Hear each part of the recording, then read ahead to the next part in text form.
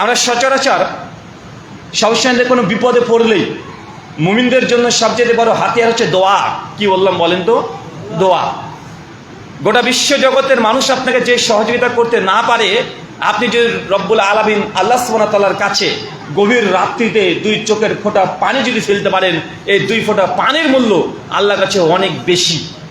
আমি জানি গোটা পৃথিবীর সমুদ্রকে যদি জাহান্নামের আগুনের মধ্যে যদি নিক্ষেপ করে দেন, সবগুলো যদি ছুঁড়ে ফেলে দেন, জাহান্নামের 1 ইঞ্চি আগুনকেও নিবানোর যোগ্যতা বা ক্ষমতা গোটা বিশ্বের যত পানি আছে, শুধু পৃথিবী নয়, মিল্কি ওয়ে গ্রহতে, এই গ্যালাক্সির মধ্যে যত গ্রহ নক্ষত্র উপগ্রহ আছে, সবাইকে যদি যত জায়গায় পানি যদি পাওয়া যায়, সবগুলো যদি আল্লাহ জাহান্নামের 1 কোণা 1 ইঞ্চি জায়গায় নিবানোর ক্ষমতা নাই। কিন্তু আল্লাহ সুবহানাহু ওয়া তাআলা আমাদের মানুষের মধ্যে এমন এক সমুদ্র সৃষ্টি করে দিয়েছেন, যেখানে 2 ফোঁটা চোখের পানি দিয়ে জাহান্নামের আগুনকে দাউ দাউ করে জ্বলছে, সেই আগুনকে নিবানো সম্ভব। সেটা আপনার শরীরের চোখের 2 ফোঁটা পানি। এটা আল্লাহ সুবহানাহু ওয়া তাআলার কাছে অনেক গুরুত্বপূর্ণ, অনেক পাওয়ার আল্লাহ আপনাকে দিয়েছে। 2 ফোঁটা পানি যদি কখনো ফেলতে পারেন, তাহলে এটা উপকার আসবে ইনশাআল্লাহ। বিপদে পড়লে আমরা বলি, হুজুর মসজিদ ইমামকে সেই ইমাম সাহেব একটু আব্বার জন্য দোয়া করে দিন, আমি একটু মুসিবতে আছি, একটু আমার জন্য দোয়া করে দেন, আমার ছেলেটার জন্য দোয়া করেন। আমরা চাই, অবশ্যই চাইবেন, জায়েজ, এটা সুন্নাত, হাদিস দ্বারা প্রমাণিত আছে। কিন্তু মনে রাখবেন, মানুষের দোয়া এটা কবুল হতে পারেও আবার নাও পারে। কিন্তু আপনার জন্য যদি ফেরেশতারা দোয়া করে, বলেন তো কেমন লাগবে? যদি ফেরেশতারা আপনার জন্য দোয়া করে, একজন মানুষ আমাকে দোয়া করতে বললেন, আমি গুনাহগার পাপিষ্ঠ বান্দা, কত রকমের নাজায়েজ হারাম কাজের সঙ্গে যুক্ত আমরা হয়ে যাই ইচ্ছায় অনিচ্ছায়, কত রকমের পাপ ছোট বড় সমস্ত কিছু ঘটে যায়। আমাদের হৃদয়ে আমাদের নাফস অতটা ক্লিয়ার বা পরিষ্কার না, পাপে জরাজীর্ণ আমরা। তাই আমার প্রত্যেক দোয়া আল্লাহ যে কবুল করে নেবেন এর কোনো নিশ্চয়তা নেই। কিন্তু আপনার জন্য যদি ফেরেশতারা দোয়া করে, বলেন তো কেমন হবে এটা? অবশ্যই আমার দোয়ার চাইতে ফেরেশতারা যে দোয়া করে, এই দোয়ার পাওয়ার, টেম্পারেচার, ক্ষমতা এটা অনেক বেশি। সংক্ষিপ্ত আলোচনা, যে আমলে ফেরেশতারা আপনার জন্য দোয়া করবেন, কি বললাম বলেন তো? কিছু আমল আছে কোরআন হাদিসের আলোকে, যে আমলগুলো করলে ফেরেশতারা আপনার অজান্তেই আপনার জন্য দোয়া করবে, আপনার গুনাহ যেন ক্ষমা করে দেয়, আল্লাহ সেটা প্রার্থনা করবে। চলেন কোনো বিস্তীর্ণ আলোচনা না করে সেই পয়েন্টগুলো বলে দেবো। সেই পয়েন্টগুলোর প্রতি মাথার মধ্যে থাকলে আপনি বুঝতে পারেন ফেরেশতারা আপনার জন্য এই মুহূর্ত অবস্থায় দোয়া করছে, ক্ষমা চাইছে। প্রথম 1 নম্বর পয়েন্ট, নবীর প্রতি দুরূদ পড়া। কি বললাম? মুসনাদ আহমদ, হাদিস না 6605, সনদ সহিহ। শেখ আলবানী শোয়েব আরনাদ দুজনে সহিহ বলেছেন। আল্লাহ নবী বলছেন, কেউ যদি আমার প্রতি 1 বার দুরূদ পড়ে, মহান সত্তা আল্লাহ সুবহানাহু ওয়া তাআলা তার জন্য 70 বার তিনি দয়া করতে থাকেন। আর ফেরেশতারা 70 বার ওই বান্দার জন্য ক্ষমা চাইতে থাকেন। মানে একবার নবীর নাম এসেছে মুহাম্মদ, কি বলতে হবে আপনাদেরকে? সাল্লাল্লাহু আলাইহি ওয়াসাল্লাম। এটা যদি বলেন, তাহলে ফেরেশতারা আপনার জন্য 70 বার ক্ষমা চাইবেন। আল্লাহ, আল্লাহ তুমি বান্দাকে ক্ষমা করে দাও, আল্লাহ আল্লাহ ক্ষমা করে দাও, তোমার নবীর জন্য দুরূদ পড়েছে। দুরূদ কোনটা? সংক্ষিপ্ত দুরূদ, যেটা নবীর নামের পরে বলছি, আলাইহিস সালাতু ওয়াস সালাম, সাল্লাল্লাহু আলাইহি ওয়াসাল্লাম, অর্থাৎ দুরূদে ইব্রাহিম। জুমার দিন বেশি বেশি দুরূদ ইব্রাহিম পড়বেন। সুনান ইবনে মাজাহ, তিরমিজির হাদিস। আজকে জুমার দিন চলে গেল, আজকে দুরূদ পড়া একটা গুরুত্বপূর্ণ সময় ছিল। আপনারা জুমার দিন আসলে ফজর থেকে একদম মাগরিব পর্যন্ত রাস্তাঘাট, চলাফেরা, ওঠা বসা, রান্না করছেন, বাজার যাচ্ছেন, সাইকেল চালাচ্ছেন, দাঁড়িয়ে শুয়ে বসে সব জায়গাতে সর্বদা বেশি বেশি দুরূদ পড়বেন জুমার দিন। কেন? যদি পড়েন ফেরেশতারা আপনার জন্য ক্ষমা চাইবে। আপনি কি চান যে আপনার গুনাহগুলোকে ক্ষমা চান, আপনার জন্য দোয়া করুক ফেরেশতা? যদি চান তাহলে দুরূদ বেশি বেশি পড়তে হবে ইনশাআল্লাহ। বেশি আমি লম্বা করব না, শুধু পয়েন্টগুলো সামনে দিয়ে দেবো। 2, অজু অবস্থায় ঘুমানো। সহিহ তারগিব ও তারহিব, সিলসিলা হাদিসে সহিহ, হাদিস না 275। আল্লাহ নবী বলছেন, ইবনে ওমর থেকে বর্ণনা স্পষ্ট, যে কোনো ব্যক্তি যদি রাত্রিবেলাতে ঘুমের পূর্বে অজু করে ঘুমায়, বিছানায় যায়, তারপরে বিছানায় গিয়ে ঘুমের দোয়াটাকে পড়ে নাই, হাতে কেটে সামনে রাখবে, সূরা ইখলাস, সূরা নাস, সূরা ফালাক, এই 3টাকে পড়ে হাতে ফু দিয়ে শরীরটাকে মাসা করে বিছানাতে শুয়ে যায়, তাহলে তার মাথার কাছে আর পায়ের কাছে 2 জন ফেরেশতা উপস্থিত হয়। আর যখনই সে ব্যক্তি পাশ পরিবর্তন করে ঘুমের মধ্যে, আপনি অজান্তে পাশ পরিবর্তন করছেন, নড়াচড়া করছেন, আর ফেরেশতারা আল্লাহ, আল্লাহ তুমি এই বান্দাকে ক্ষমা করে দাও, আল্লাহ তুমি ক্ষমা করে দাও, বারবার আপনার জন্য দোয়া করবে। ইনশাআল্লাহ অজু করে ঘুমানো প্র্যাকটিস করবেন। এটা অনেক ফজিলতপূর্ণ। মৃত্যু কখন চলে আসে এর কোনো আমাদের ঠিকানা নেই, আমাদের জানাও নেই। তাই অন্ততপক্ষে আপনার মৃত্যু যেন অজু অবস্থায় হয়।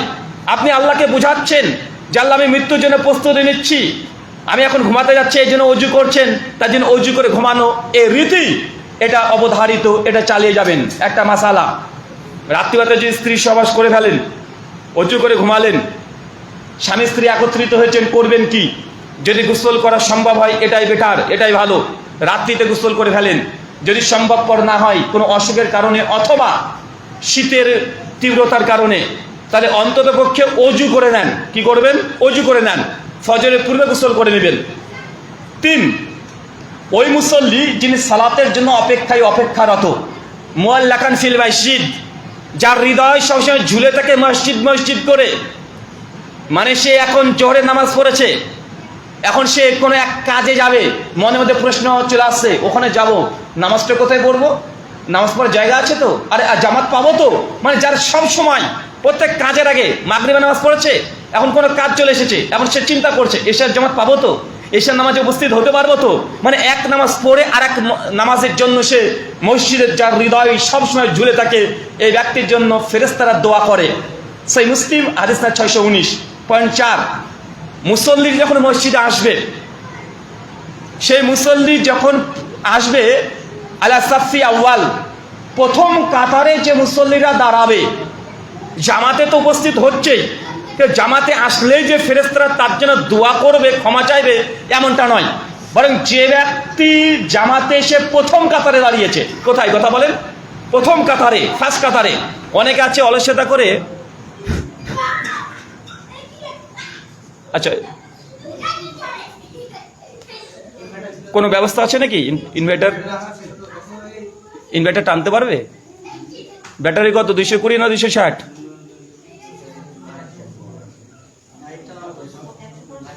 $150 টানবে না?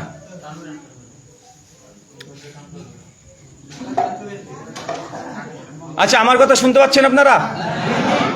তাহলে আপনারা একদম সাইলেন্স হয়ে যান, যেহেতু মেয়েরা শুনে কি করবে, এমনি আল্লাহর ওলি ওরা। মনে হয় আলোচনা কন্টিনিউ করা ভালো, থাক না, চলো। জি জি, এমনি 5টা শুনে নিয়েছে, ওই 5টা করলে ওদের জন্য দোয়া করবে। মানে যারা বুঝেন ওখানে একজন থাকেন, বাকিরা সবাই আলোচনা শোনেন। আচ্ছা ওকে, শোনেন। জামাতে প্রথম কাতারে যে মুসল্লি উপস্থিত হবে, নিয়াত যে না আমি যাব, একাগ্রতা, তার ইখলাস, তার নিষ্ঠা যদি থাকে, অনেক ক্ষেত্রে দেখবেন যাচ্ছে মসজিদে, মানে মসজিদে আসছে জামাত করবে, অনীহা, একেবারে চলছে, ওটি করছে, আস্তে আস্তে গল্প করছে, অলসতা, আসছে তো আসছেই, একেবারে পড়ে গেছে, একটু ফোনটা করেই নি। মানে এগুলো করলে ফেরেশতারা তার জন্য দোয়া করবে না অন্তত পক্ষে। হ্যাঁ, জামাতে আসার জন্য যে নেকি, সে নেকি পেয়ে যাবে, কিন্তু এক্সট্রা অতিরিক্ত বেনিফিট আপনার জন্য, যদি ফেরেশতাদের দোয়া চান, তাহলে মসজিদে প্রথম কাতারে শামিল হওয়া। 5, সুনান আবু দাউদ হাদিস 680, আল্লাহ নবী বলছেন প্রথম কাতারের ডান সাইডের ব্যক্তিদের জন্য ফেরেশতারা আবার বেশি বেশি দোয়া করে। মানে প্রথম কাতারের জন্য দোয়া করবেই, প্রথম কাতারের পরে অতিরিক্ত যদি পেতে চান, তাহলে ইমাম সাহেব যেদিকে দাঁড়ায়, মানে ডান সাইডে মুসল্লিদের জন্য ফেরেশতারা বেশি বেশি দোয়া করবেন। পয়েন্ট নম্বর 6, যে ব্যক্তি সূরাতুল ফাতিহা পাঠ করার পরে আমিন বলে, এটা কিন্তু মহা মুসিবত। কারণ আমিন যদি বলেন আর আপনার আমিনের সঙ্গে ফেরেশতার আমিন যদি মিলে যায়, তাহলে ফেরেশতাদের আমিন মিলে যাওয়ার কারণে আপনার পেছনের যত গুনাহ আছে সমস্ত গুনাহকে আল্লাহ তাআলা ক্ষমা করে দেবেন। এখন এটা যদি বিশ্লেষণ করতে যাই মহা মুসিবত, ওটার আমরা সেদিকে যাচ্ছি না। সহিহ বুখারী 782 নম্বর হাদিস। পয়েন্ট নম্বর 7, সালাত শেষে অজু সহ স্থানেই বসে থাকা। সহিহ জামে হাদিস 6727। এটা বুঝলাম না, অজু করে নামাজ পড়েছেন, জামাত শেষ হয়ে গেছে, জামাত শেষ, ওই জায়গাতে যদি সুন্নাত পড়েছেন, তাহলে ফরজ নামাজ যে স্থানে পড়েছেন, স্থানকে মানে পরিত্যাগ করে ভিন্ন স্থানে সালাত আদায় করা, এটা মুস্তাহাব, এটা নবীর সুন্নাহ। যেই জায়গাতেই যে স্থানে ফরজ পড়েছেন, ওই জায়গাতে যদি সুন্নাত পড়েন জায়েজ, তবে উত্তম ভালো মুস্তাহাব হচ্ছে ওই জায়গা পরিত্যাগ করে অন্য জায়গাতে যাওয়া। মসজিদের মধ্যে যদি হয় এটা ভালো। আর ওই ব্যক্তি যদি সুন্নাত নামাজ পড়ে ওই জায়গাতে বসে আছে, মাঝখানে কোনো অনর্থক কথা বলছে না, দোয়া জিকির আজকাল তাসবিহ তাহলিল দিন নিয়ে ফিকির করছে, অথবা সে যদি ওই অবস্থায় বসেই থাকে কোনো কথা বলছে না, কোনো ইবাদতও করছে না, এমনি বসে আছে, তাহলে ফেরেশতারা তার জন্য দোয়া করে, তার জন্য ক্ষমা চায়।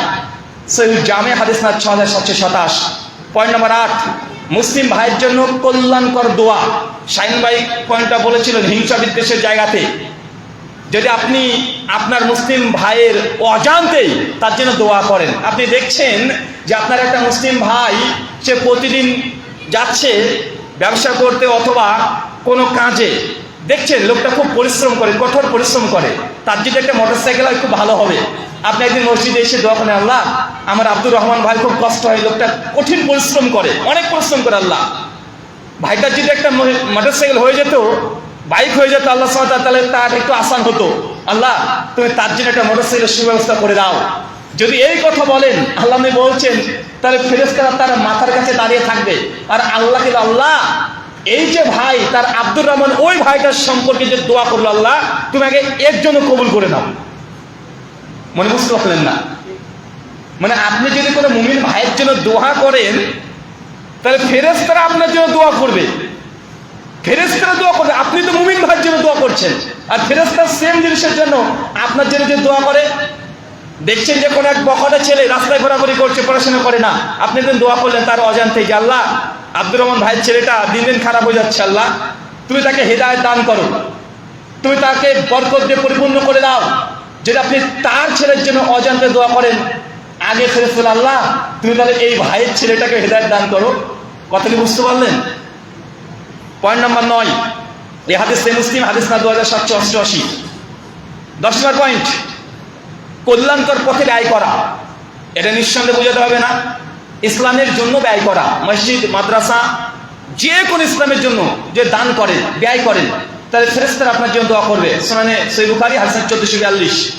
শাহরি ভক্ষণ করা, যখন আপনি সিয়াম রাখতে চাচ্ছেন, ফরজ বা নফল যাই হোক না কেন, শাহরি খাওয়া, এটার মধ্যে আছে বরকত, যদি খান ফেরেশতারা আপনার জন্য দোয়া করবে। সিলসিলা হাদিসে সহিহা হাদিস 1654। পয়েন্ট নম্বর 12, মানে 1 ডজন।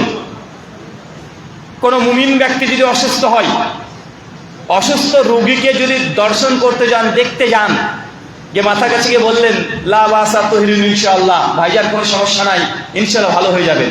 আরে আল্লাহই তো আর শাফি, তিনি তো সুস্থ দানকারী, তিনি রোগ দিয়েছেন, তিনি ভালো করে দিবেন। অসুস্থ মানুষের যদি মাথাতে একবার হাত বলে দেন, তো অসুস্থ মানুষকে যদি একটু আশ্বাস দেন, তার জন্য ঔষধের চাইতে, মেডিসিনের চাইতেও এই অসময়ে কোনো মানুষ যদি তার পাশে গিয়ে দাঁড়ায়, একটু যদি সহানুভূতি দেয়, এটা অনেক বড় ইফেক্ট করে। কেন? তার সাইকোলজির দিক থেকে তাকে শক্তিশালী করে তোলে। এই জন্য আল্লাহ নবী বলছেন, অসুস্থ মানুষকে দেখতে গেলে ফেরেশতারা তার জন্য দোয়া করতে থাকেন। কেউ যদি সকালে যায়, তো সকাল থেকে সন্ধ্যা পর্যন্ত দোয়া করতে থাকবে, আর কেউ যদি সন্ধ্যায় দেখতে যায়, তাই সন্ধ্যা থেকে রাত পর্যন্ত তার জন্য দোয়া করতে থাকে। পয়েন্ট নম্বর 13, এ হাদিস সিলসিলা সহিহা হাদিস 1367। মৃত ব্যক্তি দেখতে যাওয়া। শুনেছেন কোন মুমিন মুসলিম মৃত্যুবরণ করেছে, খবর শুনেই অন্ততপক্ষে নিজের মৃত্যুকে স্মরণ করে তাকে একবার দর্শন করতে যাওয়া, তাকে দেখা, সেখানে গিয়ে অবস্থান করা, মৃতের পরিবার যারা আছে তাদেরকে অন্ততপক্ষে সহানুভূতি দেওয়া, তাদেরকে একটু আশ্বাস দেওয়া যদি করেন, তাহলে ফেরেশতারা আপনার জন্য দোয়া করবে। সে মুসলিম মিশকাত হাদিস নাম্বার 1617। এর যে 13খানা পয়েন্ট, যে 13খানা পয়েন্টের মাধ্যমে আপনি ফেরেশতাদের দোয়া পেতে পারেন আপনার অজান্তেই। আর এই 13টা পয়েন্ট আপনার জীবনের সঙ্গে জড়িত, সর্বদা আপনি এই কর্মগুলো করেন।